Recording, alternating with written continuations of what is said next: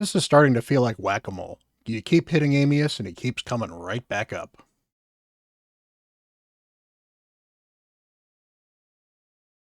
Hello, everyone. Bront, CatHerder here. We're having some fun talking Raid Shadow Legends, and we are here for hopefully the final Amius video for a while, because there are 5 rotations of Amius, and this would be the 5th video. Now, I actually lost count of this. I figured there were actually already been 5. Learns out there was actually only 4, and I actually like this rotation of Amius. As far as it's interesting, it's got a couple of different options available, and a few strategies I actually want to try. So we're going to go in and attack Amius, see what we can do against him. I'll make some suggestions for some teams. You know, the usual video fun we have with him. I'll show some of my struggles on board with him. And let's go take a look at what I have done against this particular rotation. So this is probably not going to be a very accessible team for a lot of you because, you know, well, a lot of you aren't going to have Chronum. Chronum is great for this because Chronum has both the burns that he can put out there, plus he can ignite those burns. He'll do it automatically occasionally and do additional damage automatically just by attacking. I've got a decent blessing on him, so I get some additional other stuff out there, which is great. Overall, you know, it's great to get Chronum involved in this particular event. Coldheart is certainly an interesting option in here, and what Coldheart does in here is her A1 has the heal reduction. So literally to use a Coldheart in this, you need to make sure she has enough accuracy, which is around, what, 500-ish, 550, somewhere around there. More, obviously, with Mithril in the lead, you can get 80 towards that, so that helps quite a bit. Helps if she's tanky. The extra damage is nice, but not needed. Obviously I've got a couple of cleansers here. So Mithrala is a cleanser, which is great. You've got Pythion as a cleanser, and you've got Elva as a cleanser. So having 3 cleansers available, and 2 of them with block debuffs, and one of them having a high resistance, gives me a pretty good amount of flexibility on the team here. Now, one of the things I want to try, and we'll certainly see how well that works, is somebody suggested to me that using Lydia would be great, because using Lydia means that I don't have to kill him in the first phase. I can kill him whenever. So if I were to sub in uh, her for this particular team, probably I would do something along the lines of move Chronum up and probably try to swap Mithrala out for that, because I like having the 2 different revivers available. Maybe I might instead go with Elva, but I kind of like the fact that Elva is in this team because Elva gives me some additional healing in addition to Pythion as well. So I think the Mithrala swap out is probably the one to go with. And then as far as Chronum is concerned, if I were not use Chronum, well, Nishak is certainly available. Nishak has always been a good staple of a good team against this. So why don't we try running this with Nishak, and we'll go take a look at my champions here quickly, and I will be right back once I make sure that I have enough accuracy on all these people to swap out this team. All right, so I do not quite have enough accuracy to build this team as is, so I'm going to leave Mithrala in here. We're going to put Nishak in here as well. That'll be a bunch of extra poisons. We're going to put Lydia in here, and we're going to see how well this works. So we'll even turn off the start on auto so I can control this. And as per usual, Mithrala, we're going to get some debuffs thrown out at us, but let's get the increased attack, particularly because that could help with Nishak and his bombs. Get the decrease in defense and weaken out here with Lydia. Well, we want the healing reduction, so we get that out. That is awesome. Get the block debuffs out there, and this is good early on because the block debuffs means we're probably not going to get stunned, although Nishak is going to take a couple of extra turns, so that is going to dig into that just a little bit. But there goes the poisons and the bombs, and we did get somebody stunned, but I can actually cleanse, so we're in good shape right there. We can get some block debuffs out there if we can. Get some healing blocking. That is good, especially because he's got some healing. And this is actually going fairly well so far, so I cannot complain too much about this. So I'm going to run this for a little bit, and we'll come back and see how well this team works, and then we can discuss alternate teams if this works very well.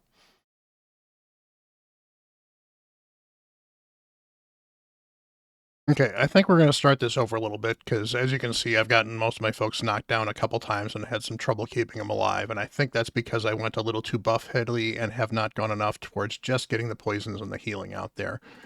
So, um, try not to get greedy with Cold Heart. She should not be using her A3, even though it does a ton of damage, unless she already has block healing out there in some level. So let's go give it a try.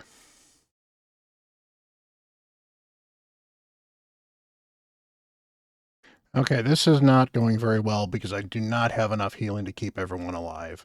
So we're going to need to change this just a little bit. I think we're going to need to put in Elva. And who do we put Elva in for? I can't get Mithrala out. I may just have to go with Elva and then keep Lydia in there and try without Nishak. So let's give that a try, go a little more defensive, see if we can keep everyone alive a little bit better. We're getting a bunch of poisons out with Mithrala, which is certainly helpful. And honestly, I don't need to do anything else with her other than the occasional cleanse. We've got 2 healers, we've got some revivers, and then we've got Lydia to add additional damage as well. So let's give that a try.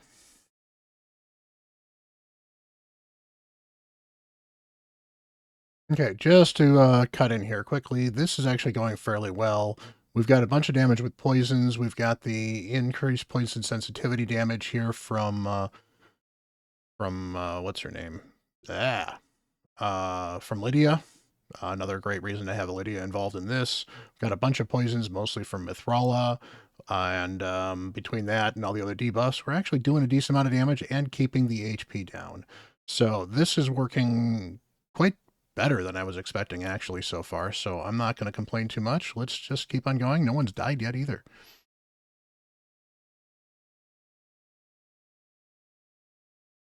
All right, so despite the fact that I've had 2 people die on me, this block healing thing seems to be working really, really well.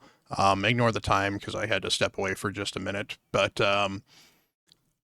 we are pushing through pretty reliably without a problem. And I think I might be able to kill this guy pretty quickly. Oh, we did not get the healing there, so that's a little annoying. But he's not healing too badly himself, so I think we might be okay. And I just landed a brimstone on him, so that may be the end of him. If we can get enough damage in, and ideally if I can get a block healing. Perfect. So we've got the healing blocked here. And we're getting a bunch of poisons out here, and we got some sensitivity, so he should be taking some additional damage. And then we simply need to keep that healing on him. And you know what? Let's see if I can actually get some damage in. There we go. So I think we have this. So there he transforms. He does his thing, and he's dead, and he was block revived by Lydia. So that is a wonderful, wonderful tip here. So if you've got a Lydia, you can use Lydia to block revive, which means you can kill him whenever you want to. With the block healing, it was super easy to just do enough damage. Mithrala is easy to build for accuracy with the poisons. You get some brimstone on her. You bring in some healers like a Pythion and an Elva, and Elva's healing was enough to help where I rarely needed any of the revives. Pythion's AoE revive was certainly helpful. So let's go take a look at other teams that we might be able to build with this and see if there are other alternatives other than these guys. So a few other options from the block healing perspective. You've got a Ghostborn is certainly an option if you happen to have the legendary. Contra can be there, but she's honestly not very reliable because she's got a 75% of chance of landing one of 6 debuffs, and block healing seems to be only one of those 6, so it's not super reliable. Venom Mage actually has got a 2-turn on a 3-turn cooldown, which is not too bad. I really, however, like having a Cold Heart build for this, and to be fair, I've got several Cold Hearts. I think I've got 3 of them that are level 60. I could certainly just take one and build one for Amius and be done with it, but I'm using the one I used to use in Fire Knight Hard for a while, who had enough accuracy to land on the Fire Knight Hard, and then I've got a couple of bonuses in Centranos as well from Live Arena, so that helps with that. Plus, of course, you've got the lead with Mithrala right here. I really do like Mithrala in this, so if you got a Mithrala, again, she's super easy to build with enough accuracy because that's generally a good build for her. Plus, she's got the 80% accuracy aura, which makes it a lot easier to build all the rest of your champions.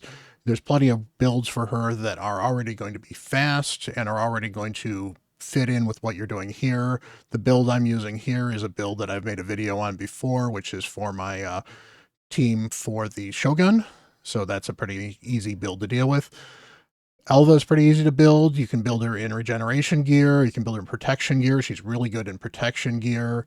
Get her fast, get her tanky, give her some resistance if you can. She doesn't need it. And to be fair, there's a lot of stuff that this boss does that cannot be resisted, but the resistance does help. And that's, again, where Mithrala is certainly helpful as well.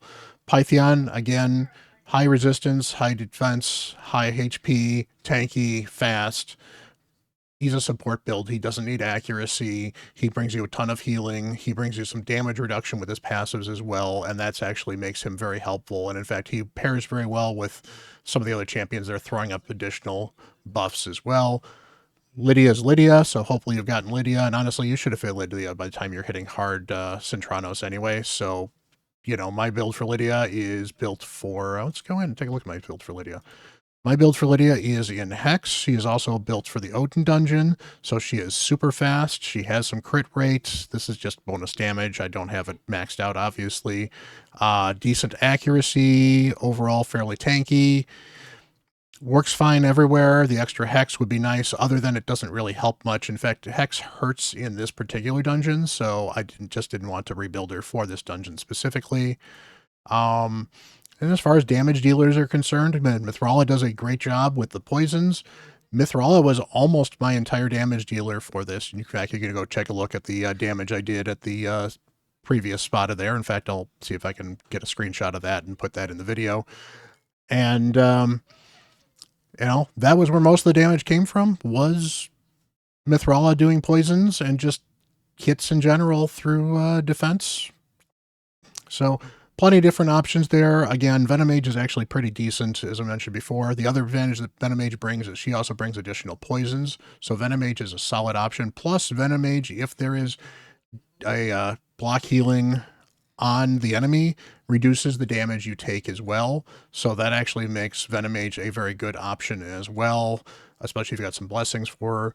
Ultimately, Brimstone is the other hero of this, having at least one champion, if not two, with Brimstone, with the accuracy to land Brimstone. Brimstone does a ton of damage to the boss. So do not underestimate Brimstone.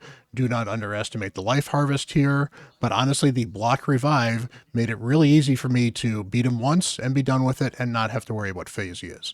So hopefully this has been helpful. And again, I want to thank some of my constituents on the Twitch stream. They were the ones that actually suggested Lydia. I don't know if I would have thought of that or not, but I thought it was a great idea worth trying, and hey, look, it worked. So hopefully this helps you with Amius, and you guys all have a great day. Until the next video, I'm Bront CatHerder.